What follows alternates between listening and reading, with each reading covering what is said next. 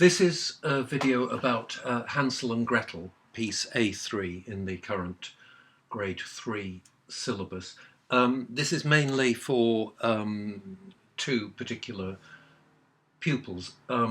So I'm going to go straight to page 2 and to bars 17 onwards, looking at the left hand. So basically we have the same tune in the right over and over again, sometimes in D major, sometimes in B flat major. And sometimes in the left hand, not the right hand. But all through the first page, the accompaniment, whether it's left hand or right hand, is fairly simple and fairly repetitive. Now from bar 17 onwards, the tune reverts to the right hand, but the accompaniment develops and becomes more complicated. So let's look at that. So it starts off with those notes, D, F sharp and A, forming a D major chord, the same as it did at the beginning of the piece, but at the beginning of the piece it was down here. Here it's an octave higher in the treble clef. Now, but the pattern after that first bar, bar 17, the pattern keeps changing. So let's look at that. To master this, it's really necessary just to work at it very carefully and patiently, and you will get it. But you have to get your fingers used to the movements. Now, one way of doing this is think in terms of shape. So in bar 17, we're in that shape. 4, 2, 1. Now at the beginning of the next bar, it's that. So we still have A at the top, but then we have C sharp and E, and you'll do those with 5 and 3. So essentially you're staying in the same position. So you're going from there. Try doing it like this, playing it as 3-note chords. Then 5, 3, 1. Then you move your fifth down slightly to C natural, and then play a D. Your fourth should still be on D. So then it's 5, 4, 1, and then move your third to the D. So if I go from bar 17 slowly, it's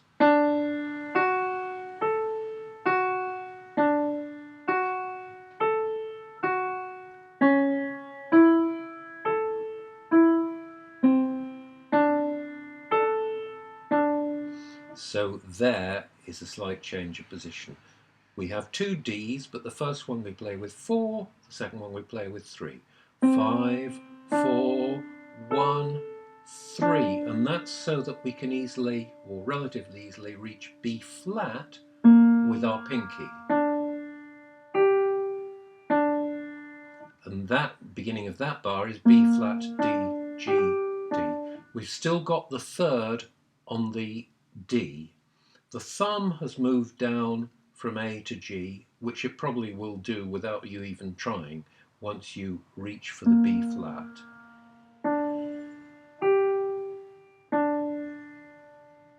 So building, I think this is a good way of doing it, just build it up gradually. So from bar 17 again.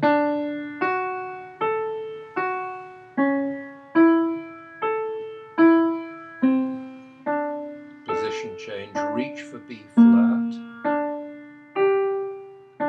Okay, then pinky goes down to, the thumb stays on G, pinky goes down to A, third now moves to C sharp. So you're going from here to here. Then in the next bar, fifth stays on A, and you go A, D with your second. Thumb plays the F sharp, slightly unusually, but the thumb plays the F sharp. And then you have big swing under, hope you can see that. Thumb goes down to A, and then you just go down the scale. And we'll stop there for a moment. So I'll play from 17 again.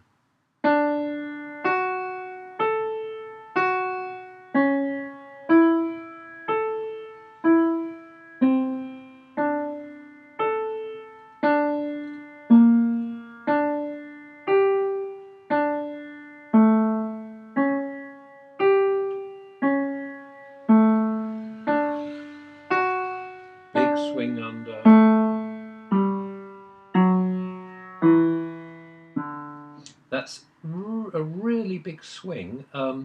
If you can't do it legato, don't worry too much, but you've got to be quick about it. 5, 2, 1, 2, 1. With practice, it's fine. It's just further, probably the first time you won't get it. It's a bit like, it's the same interval that you get in arpeggios, that descending fourth, but it's a slightly different fingering from, well, it's a different fingering from what you'd normally use in an arpeggio. Good. So that brings us to bar 21. There's more changes coming up. So again, we have a whole bar of the original pattern, and this one you're going to be doing 5, 3, 1, 3. So it's a different fingering from bar 17.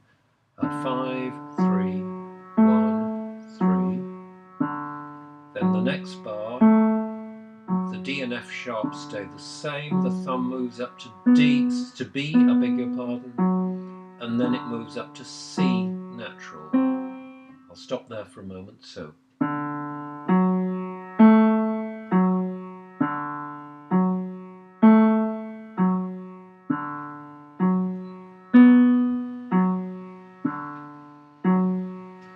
And then we have another change of position. You play the F sharp but with your fifth. So you need to practice that movement. 5, 3, 1, 5. Keep your fingers close to each other there, because then you have to play G with your fourth, B, that's going to be finger 2 on B, then thumb on E, another B, but again a change of position 4, and then the following pattern is one we had in the previous line. 5, 3, 1, 3. That's the same pattern that we had in the bar almost directly above. It looks different because here it's written in the bass clef, but it's the same notes. And then from there, you bring the thumb smartly down to D, fingers spring open for a broken chord type pattern. So that bar 24, is going to be 1, 2, 3, 2, 5. Now, I recommend trying to memorize this. I also recommend trying to do it without looking at your fingers. That is trial and error. You won't get it right the first time, but have a go, because if you can learn it by muscle memory rather than thinking you need to use your eyes all the time, it will give you much more confidence. So I'm going to go through those 2 lines from bar 17 again.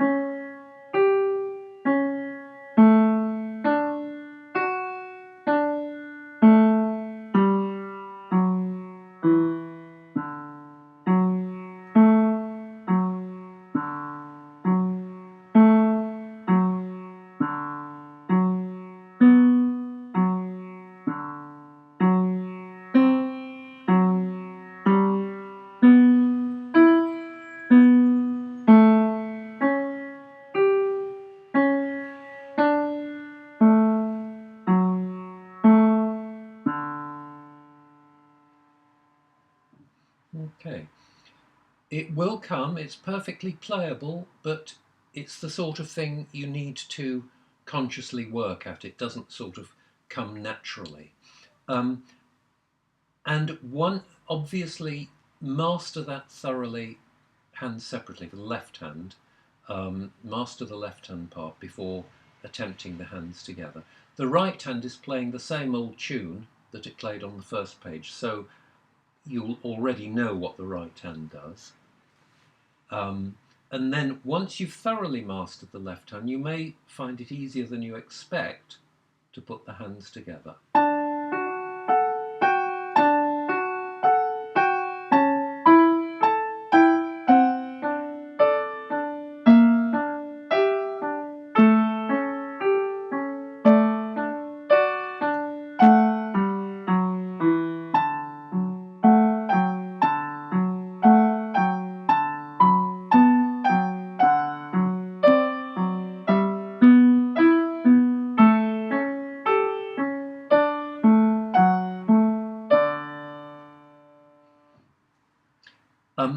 I think I'm not going to play the whole piece because this video is turning out to be quite long. I'm just going to go through the rest of the left hand only. So after that point, the key signature changes to B flat major again. The left hand does this.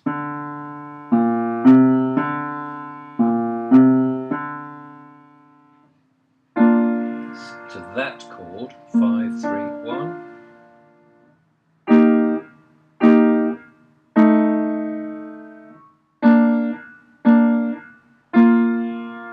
So that chord is a B flat major chord. It's B flat, D and F. It's followed by this, which is an E flat major chord, but in second inversion. B flat, E flat and G. And that's the fingering for that will be 1, 2, 5. Don't use your third. 1, 3, 5 for this. 1, 2, 5. Then repeat the E flat with the second. Move your pinky down to A for that. Move the pinky back up to B flat for this. Okay. Then going on to the last line.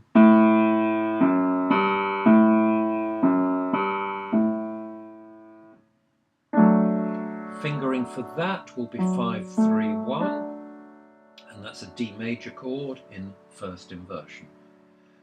The chord in the next bar is everything moves up a step, but that's a step up the D major scale. So 5 goes to G, 3 goes to B.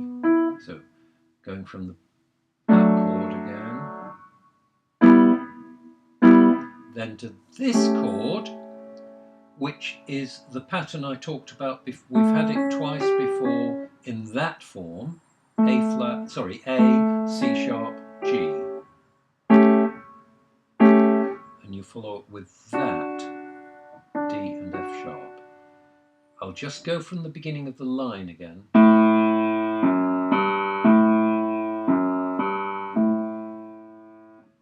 Jump.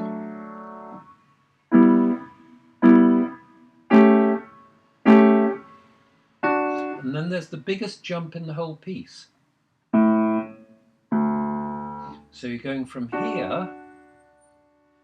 You could use a different fingering on that. You could use 1 and 2, but I think 2 and 4, as printed in the book, is better. It makes the jump and the following note easier.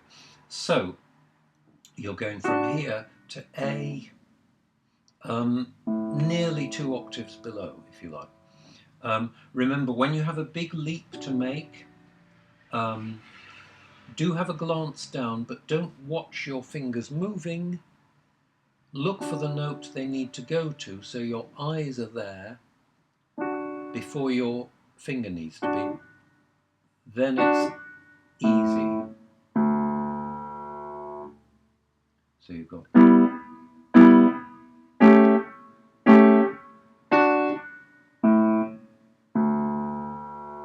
That applies to any leaps, even smaller ones than that, such as in bar 30 or in bar 26. You've got a single note down there, then you've got there. Yeah, I mean, with practice you can do it without looking, but there's nothing wrong with looking. But if your eyes are already on the notes and you know exactly where you're going, you don't need to panic about it. You can hold the crotchet almost for its full length. Like that.